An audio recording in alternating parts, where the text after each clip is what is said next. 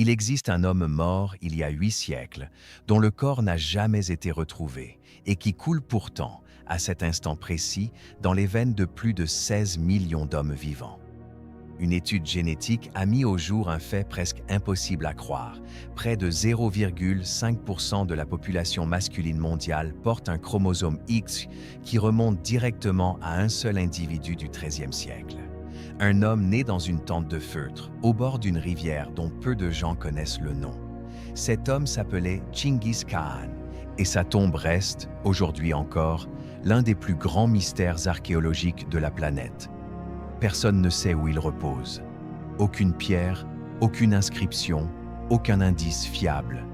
Juste une légende qui prétend que les soldats chargés de l'enterrer ont été exécutés pour garder le secret, puis que leurs bourreaux ont eux-mêmes été éliminés à leur tour.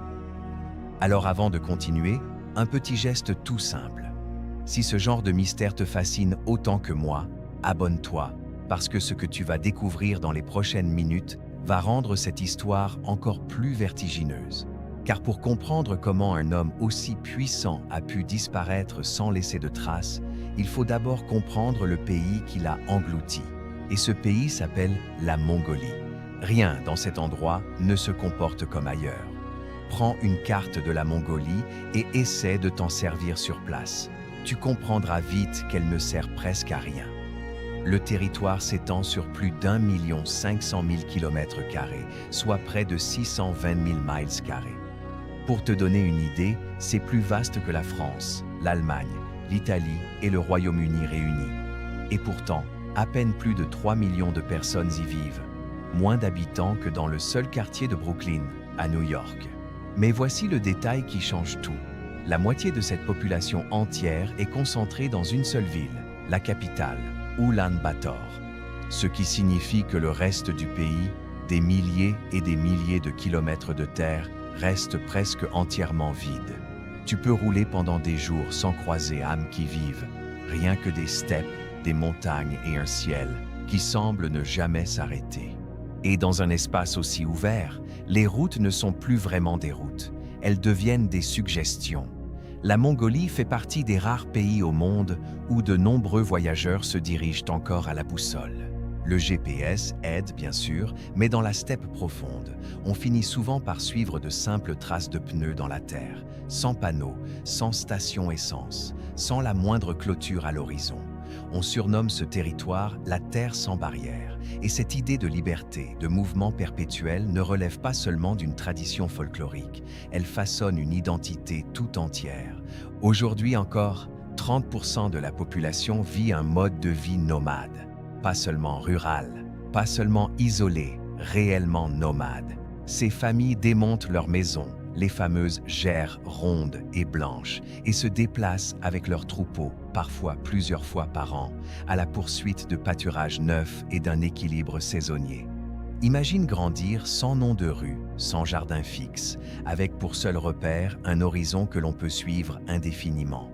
Mais ne confonds surtout pas ce vide apparent avec de la simplicité. Parce que cette terre que l'on croit vide abrite en réalité l'un des héritages les plus riches de toute l'histoire humaine. Et c'est là que tout bascule vraiment. Il y a plus de 800 ans, la Mongolie a donné naissance au plus grand empire terrestre continu que le monde ait jamais connu. À son apogée, cet empire s'étendait de l'océan Pacifique jusqu'aux portes de l'Europe, une masse territoriale si immense qu'il faudrait aujourd'hui plus de 10 heures de vol en avion pour la traverser d'un bout à l'autre. Et au centre de cette construction colossale se trouvait ce même homme, né dans une tente de feutre, près de la rivière Onon.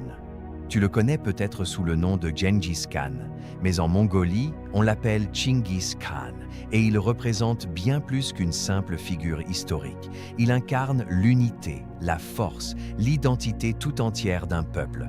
Le fait génétique que je t'ai mentionné au tout début n'est donc pas une anecdote isolée.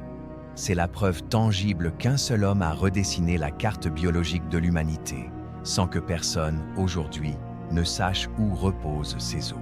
Les historiens pensent que sa dépouille se trouve quelque part dans les montagnes du Khenty, une région qu'il affectionnait particulièrement.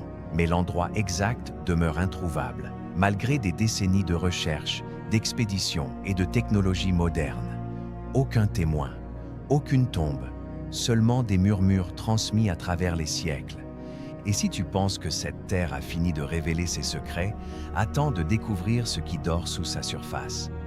Dans les années 1970, des géologues qui effectuaient des forages dans la région du Gobi sont tombés sur un gisement d'éléments de terre rares. Ces matériaux aujourd'hui indispensables à la fabrication des smartphones, des voitures électriques et même de certaines technologies militaires avancées.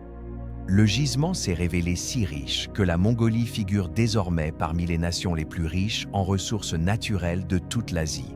Un géant endormi dans le monde des technologies de demain, caché sous une terre que la plupart des gens croient vide et inutile. Mais la véritable puissance de cette terre ne se cache pas seulement sous le sol, elle plane aussi au-dessus, dans le ciel. Là où la plupart des pays choisissent un animal national terrestre, la Mongolie a choisi un oiseau de proie, l'aigle royal. Et voici le détail qui surprend tout le monde. Certaines communautés mongoles ne se contentent pas d'admirer ces rapaces, elles chassent avec eux. Depuis plus de 1000 ans, les nomades kazakhs de l'ouest du pays entraînent ces aigles majestueux à chasser renards et lièvres dans les montagnes enneigées. Ce n'est pas un simple numéro de dressage, c'est un lien sacré entre l'humain et l'oiseau, transmis de génération en génération, presque comme un héritage de sang. La culture s'infiltre partout, même dans les détails les plus discrets du paysage. En traversant la campagne mongole, tu peux tomber sur un poteau enveloppé d'écharpes de soie bleue agitées par le vent. C'est un ovu, un cairn sacré où les voyageurs s'arrêtent, tournent 3 fois autour, puis laissent une offrande. Pourquoi ce rituel précis? Pour honorer les esprits de la terre, du ciel et des ancêtres. La spiritualité mongole mélange le bouddhisme à d'anciennes traditions chamaniques, où les montagnes et les rivières ne sont pas de simples éléments du décor. Elles sont vivantes, elles observent, elles se souviennent. Même la langue porte ce poids de mémoire. Le mongol s'écrit aujourd'hui principalement en alphabet cyrillique, héritage direct de l'influence soviétique. Mais l'écriture traditionnelle, un script vertical fluide hérité des Ouïghours, continue d'exister dans les cérémonies officielles et connaît depuis quelques années une discrète renaissance. Et puis il y a le climat, qui semble vouloir tester la résistance de tout ce qui vit ici. La Mongolie compte parmi les pays les plus froids de la planète, avec des températures hivernales qui plongent régulièrement jusqu'à -40 degrés Celsius, soit -40 degrés Fahrenheit. Dans certaines régions, le gel peut même apparaître en plein été. Et pourtant, dans ces conditions extrêmes, le bétail surpasse les humains dans une proportion vertigineuse. 20 animaux pour chaque habitant. Plus de 60 millions de bêtes, yaks, chameaux, chèvres, moutons et chevaux, survivent dans certaines des conditions les plus rudes du globe. Les enfants mongols apprennent à monter à cheval presque avant de savoir marcher. Dès l'âge de 5 ans, certains participent déjà au Naadam, le plus grand festival du pays, où de très jeunes cavaliers parcourent des kilomètres accrus, sans selle, sur la steppe ouverte. Ce n'est pas un spectacle organisé pour les touristes, c'est une réalité vécue depuis des siècles. Maintenant que tu comprends l'âme de cette terre, il est temps de la traverser réellement. Attache-toi, parce que ce voyage va nous faire parcourir plus de 2400 km, soit environ 1500 miles, à travers des paysages qui semblent appartenir à des mondes différents. Tout commence paradoxalement, non pas dans la steppe sauvage, mais au cœur même de la civilisation mongole, Oulan-Bator. La moitié du pays vit ici. Au premier regard, cette ville ressemble à n'importe quelle capitale moderne. Circulation dense, panneaux publicitaires géants, tours de verre. Mais observe un peu plus attentivement, et quelque chose d'étrange apparaît. Un monastère bouddhiste se dresse juste en face d'un immeuble ultra-moderne. Une vieille femme, vêtue d'un deal traditionnel, croise le chemin d'une boutique Louis Vuitton. Et derrière la ligne des gratte-ciel, des gerres traditionnelles se dressent tranquillement sur les collines environnantes. Cette ville ne cherche pas à cacher son passé. Elle le fait cohabiter, sans complexe, avec son présent. Le matin, tu peux entendre des moines chanter leurs prières. Le soir, c'est la techno qui prend le relais. On y mange du ragoût de mouton à midi et du barbecue coréen le soir. C'est brut, chaotique, en perpétuelle évolution, et pourtant profondément mongol jusqu'à l'os. Mais plus on s'éloigne du centre-ville, plus les bâtiments s'effacent, jusqu'à ce qu'il n'en reste plus aucun, seulement le silence et la pierre. Car la prochaine étape nous emmène au cœur rocheux de la steppe, là où les légendes résonnent encore entre les canyons. La route disparaît littéralement. Plus aucune circulation, plus aucune clôture. Juste le vent qui frôle la roche et parfois un aigle qui tourne au-dessus de ta tête. Baga Gazrin Chulu semble presque irréel. D'immenses formations de granit surgissent de la steppe plate comme des ruines oubliées par le temps. Certaines évoquent des châteaux effondrés, d'autres des créatures endormies sculptées par des millénaires d'érosion. Mais les habitants du coin n'y voient pas de simples formes minérales. Ils y voient des esprits. Depuis des siècles, cet endroit est considéré comme sacré. Nichées entre les rochers se trouvent les ruines d'un monastère du XVIIe siècle, d'anciennes grottes de méditation et des sources dont on dit qu'elles possèdent un pouvoir de guérison. Il existe même une pierre percée d'un trou et la légende raconte que si tu rampes à travers, tu laisses derrière toi toute ta malchance. Grimpe jusqu'au sommet et le silence devient presque palpable. L'air semble différent, chargé d'une énergie particulière. Tu ne te tiens plus simplement sur un rocher, tu te tiens sur une mémoire vivante. Mais ce n'est pas encore le plus étrange. Les rochers s'estompent derrière toi, la route continue, et soudain les falaises apparaissent. Tsagan Suvarga ne figure sur aucune carte postale. La plupart des gens ignorent même son existence. Et pourtant, c'est l'un des paysages les plus surréalistes de toute la Mongolie. Les habitants l'appellent la Stupa blanche. Mais n'imagine pas un temple. Ce que tu découvres à la place, c'est une paroi rocheuse vertigineuse, culminant à près de 30 mètres, soit environ 98 pieds, et s'étendant sur plus de 400 mètres, soit environ 1300 pieds. Des couches successives de sédiments ont été sculptées par le vent et le temps en des formes étranges, presque cathédrales. Au lever du soleil, ces roches brillent d'un or pâle. Au coucher, elles s'embrasent d'orange et de rouge, et entre les deux, elles traversent des teintes de rose, de lavande et de cendre, comme si le désert repeignait son propre visage à chaque heure qui passe. De loin, ces falaises ressemblent à des ruines antiques, des tours en train de s'effondrer. Mais marche parmi elles, et tu te sentiras minuscule, comme si tu venais de pénétrer dans les vestiges d'une civilisation disparue. Des fossiles ont été découverts ici, témoins silencieux d'une époque où ce désert n'était qu'une mer peu profonde. Même le vent semble résonner différemment entre ces pierres, et juste au-delà de l'horizon commence quelque chose de bien plus vaste encore. Le Gobi, il ne s'annonce pas avec fracas. Aucune dune géante au début, aucune chaleur écrasante. Juste le silence, le gravier, le ciel. Puis, lentement, le désert se révèle. Des mirages commencent à apparaître. L'herbe cède la place à la poussière. Les ombres s'étirent plus longtemps qu'elles ne le devraient. Le Gobi est immense, plus d'1,3 million km², soit environ 500 000 miles carrés, ce qui en fait le 5e plus grand désert du monde. Mais contrairement au Sahara, il est glacial. En hiver, les températures y chutent jusqu'à moins 40 degrés Celsius, soit moins 40 Fahrenheit. Et pourtant, la vie continue. Des nomades y font encore paître des chameaux. Des léopards des neiges rôdent la nuit dans les montagnes voisines. Et des ossements de dinosaures reposent juste sous le sable, intacts depuis des millions d'années. Ce n'est pas un endroit vide, c'est un endroit qui cache tout en pleine lumière.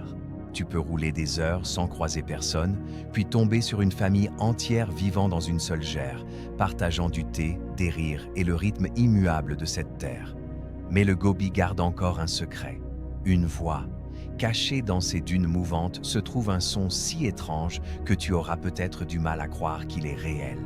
Les habitants l'appellent Dut Mankhan, les sables chantants. Ici, dans le sud de la Mongolie, les dunes de Kongorin Hills s'élèvent comme des vagues dorées, certaines atteignant près de 300 mètres, soit environ 984 pieds de hauteur.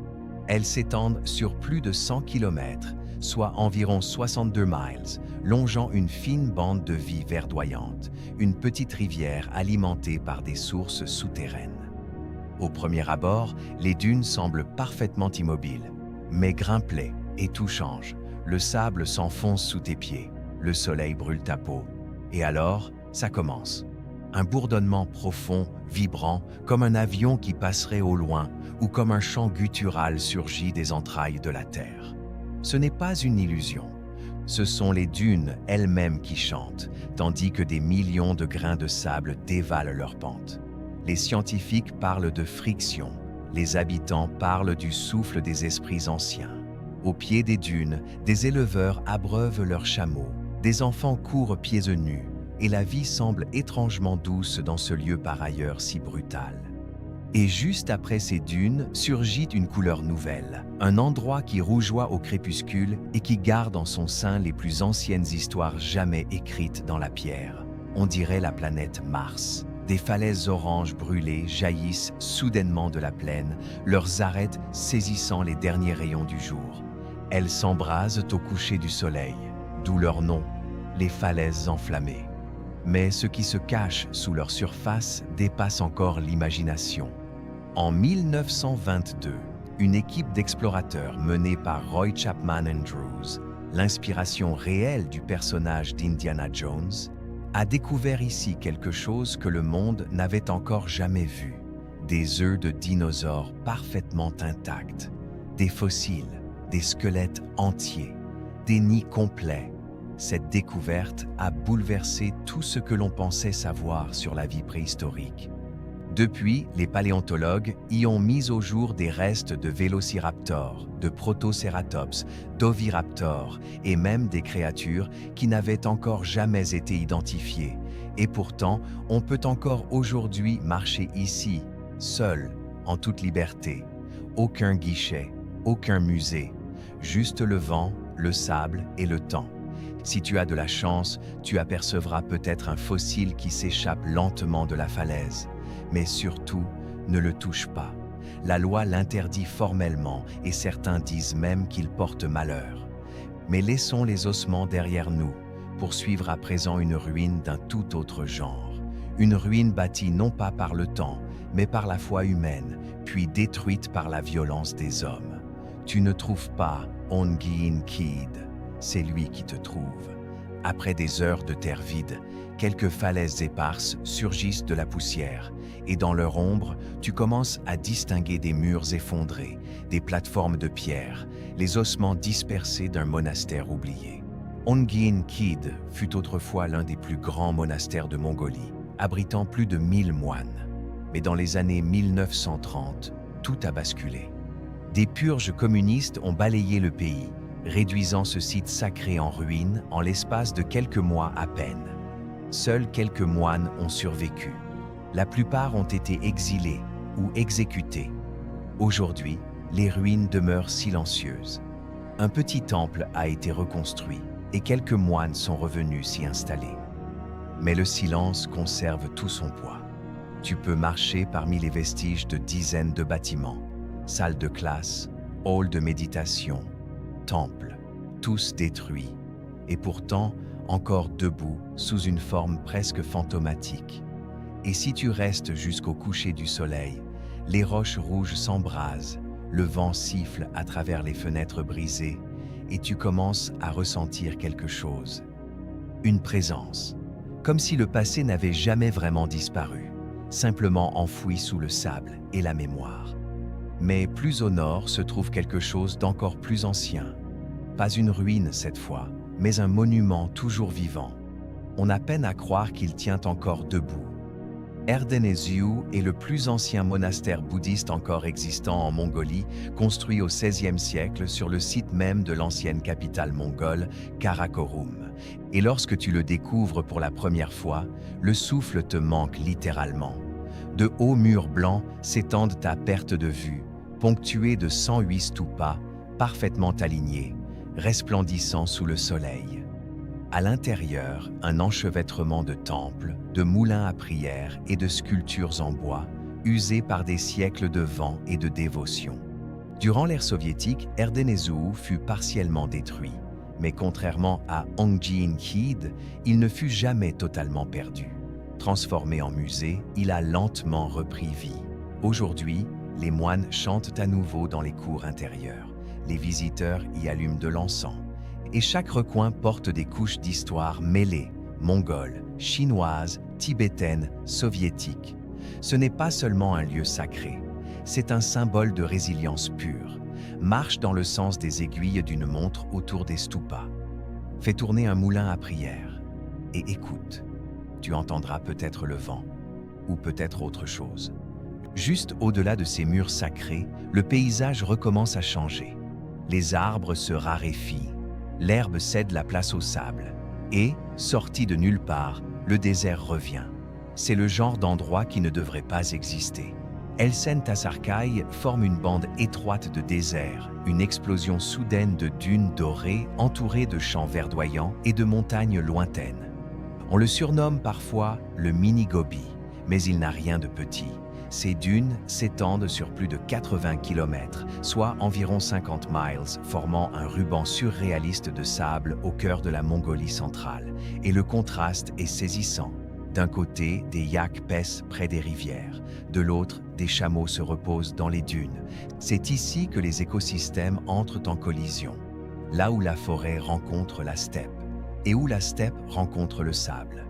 Les habitants vivent encore dans des gerres traditionnelles, offrant une hospitalité chaleureuse aux voyageurs et des bols glacés d'érag, ce lait de jument fermenté typique du pays. Mais ce n'est qu'une pause, une parenthèse étrange et magnifique.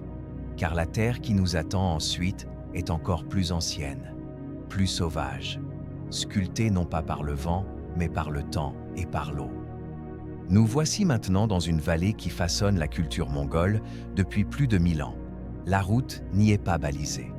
Mais le chemin, lui, est ancien. La vallée de l'Orkhon n'est pas un simple paysage. C'est le berceau même de la civilisation mongole. C'est ici que des empires se sont levés, que des chamans ont marché, et où le pouls de l'histoire résonne encore sous l'herbe.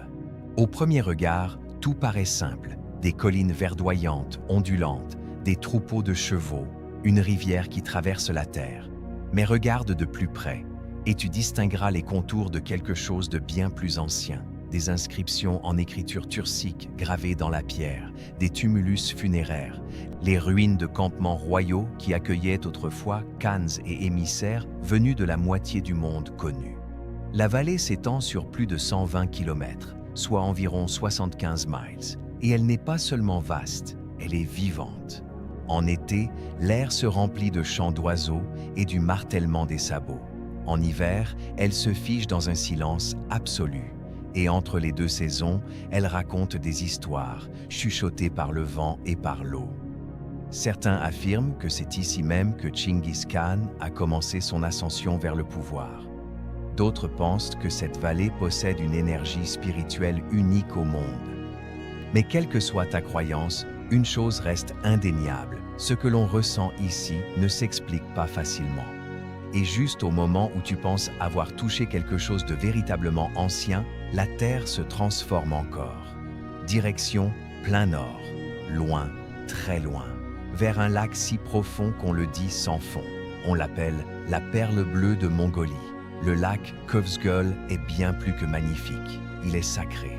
Cette immense étendue d'eau cristalline contient près de 70% des réserves d'eau douce de toute la Mongolie. Plus de 380 km3, soit environ 91 miles cubes, suffisamment pour alimenter des nations entières. Mais ce n'est pas seulement sa taille qui impressionne, c'est sa transparence. Tu peux voir plus de 20 mètres, soit environ 66 pieds, droit vers le fond. Entouré de montagnes couvertes de pins et de prairies fleuries, le lac semble totalement intact, presque intemporel. Et à bien des égards, il l'est réellement. Les chamans locaux croient que le Khövsgöl est vivant, doté de sa propre âme, de ses propres humeurs. Des cérémonies s'y déroulent encore, en l'honneur de l'eau et du ciel. En hiver, sa surface gèle si solidement qu'on peut y rouler en voiture. En été, il reflète les nuages comme un miroir parfait. Et tout au long de l'année, il attire nomades, éleveurs et voyageurs. Tu pourrais y croiser des éleveurs de rennes en chemin ou un bateau solitaire dérivant silencieusement au lever du jour. C'est paisible, presque hors du temps. Mais ce n'est encore que la limite. Car au-delà du lac, la terre devient plus sauvage encore. Les routes s'effacent totalement et l'horizon commence à se dresser vers quelque chose de vaste, d'acéré, d'ultime. Nous partons désormais vers l'ouest, vers la dernière frontière de la Mongolie. Ce n'est plus la Mongolie que tu croyais connaître. Nous sommes maintenant dans l'extrême ouest du pays, une province frontalière avec la Russie, la Chine et le Kazakhstan. Ici, tout change, la langue, les visages, la nourriture, jusqu'à l'écriture elle-même. Bayan-Olgi abrite la minorité kazakhe de Mongolie, dont les traditions remontent à plusieurs siècles. Et la plus célèbre de toutes ces traditions? La chasse à l'aigle. De véritables aigles royaux, entraînés dès leur naissance à chasser aux côtés de leurs partenaires humains. Ce n'est pas un spectacle monté pour les caméras, c'est un mode de vie à part entière. Chaque automne se tient le festival de l'aigle doré, un rassemblement de chasseurs en tenue traditionnelle chevauchant à travers les plaines, leurs aigles perchés sur leurs bras comme des symboles de royauté vivante. Et au-delà de ce spectacle, il y a la terre elle-même. Des montagnes escarpées, des rivières impétueuses, des vallées glaciaires que le temps semble n'avoir jamais touchées. Tu te trouves désormais à des milliers de kilomètres d'Oulan-Bator et tu le ressens dans chaque cellule de ton corps. Le ciel s'étire plus large encore, le silence se creuse plus profondément et juste après le dernier village, la terre commence à s'élever, car il reste un dernier endroit, le plus reculé, le plus étranger et peut-être le plus inoubliable de tous. Ce lieu ne ressemble plus du tout à la Mongolie, on dirait une autre planète tout entière. Ici, dans l'Altaï Tavan-Bogd, 5 sommets sacrés percent le ciel, le plus haut culminant à 4374 mètres, soit environ 14 350 pieds. En dessous, un glacier de plus de 19 km, soit environ 12 miles de long, se déverse entre les crêtes comme du temps figé. Impossible d'y accéder en voiture, on y vient à cheval ou à pied, en traversant des rivières, en longeant d'anciennes gravures rupestres, à travers une terre que l'humain semble n'avoir jamais réellement touchée. Le climat change d'heure en heure, neige en plein juillet, soleil en octobre, et lorsque les nuages descendent, ils avalent entièrement les sommets. Mais ensuite vient le silence, un silence si total que tu peux entendre le vent glisser sur la glace elle-même. Un silence qui porte le poids de plusieurs siècles entiers. Les pétroglyphes gravés ici remontent à plus de 10 000 ans. Ils racontent des histoires de chasseurs, de chamans, d'esprits et d'étoiles. Et lorsque tu atteins enfin le bord du glacier, le vent glacé fouettant ton visage, rien devant toi que blanc et pierre à perte de vue, tu comprends soudain quelque chose. Tu viens d'atteindre la fin, pas seulement la fin de ce voyage, la fin de la route elle-même. Et c'est précisément ici, face à ce silence absolu, que la réponse à notre question de départ devient enfin évidente. Comment un homme comme Chinggis Khan, le conquérant le plus puissant de l'histoire humaine, a-t-il pu disparaître sans laisser la moindre trace? La réponse tient dans tout ce que nous venons de traverser. Une terre si vaste qu'elle avale les routes, si sauvage qu'elle efface les frontières, si ancienne qu'elle transforme chaque montagne, chaque rivière, chaque grain de sable en gardien de secrets. Ce n'est pas que les Mongols aient voulu cacher leur roi, c'est que cette terre elle-même sait garder ses mystères mieux que n'importe quel tombeau construit par la main de l'homme. Quelque part, dans les montagnes du Khenty, sous une steppe qui ressemble à toutes les autres, repose peut-être l'homme dont le sang coule aujourd'hui dans les veines de 16 millions de personnes à travers le monde. Et personne, jamais, ne le retrouvera parce que cette terre ne rend jamais ce qu'elle décide de garder. Nous venons de parcourir plus de 2400 km, soit environ 1500 miles, à travers la Mongolie, des villes modernes aux ruines ancestrales, des déserts brûlants aux glaciers gelés. Tout au long de ce chemin, nous avons découvert un pays trop souvent oublié, mais absolument impossible à oublier une fois qu'on l'a vu. Une terre où les traditions font encore partie du quotidien, où des nomades vivent sans la moindre adresse postale, où l'on peut découvrir des fossiles de dinosaures un jour et se tenir devant un glacier millénaire le lendemain. Ce n'était pas une simple compilation de paysages magnifiques, c'était un voyage à travers l'un des endroits les plus reculés et les plus singuliers de notre planète. Et si aujourd'hui tu comprends enfin pourquoi même le plus grand conquérant de l'histoire n'a jamais pu être retrouvé ici, dis-le-moi en commentaire. Et si cette histoire t'a autant fasciné que moi, la prochaine vidéo sur notre chaîne pourrait bien te faire vivre le même vertige, alors ne la manque surtout pas.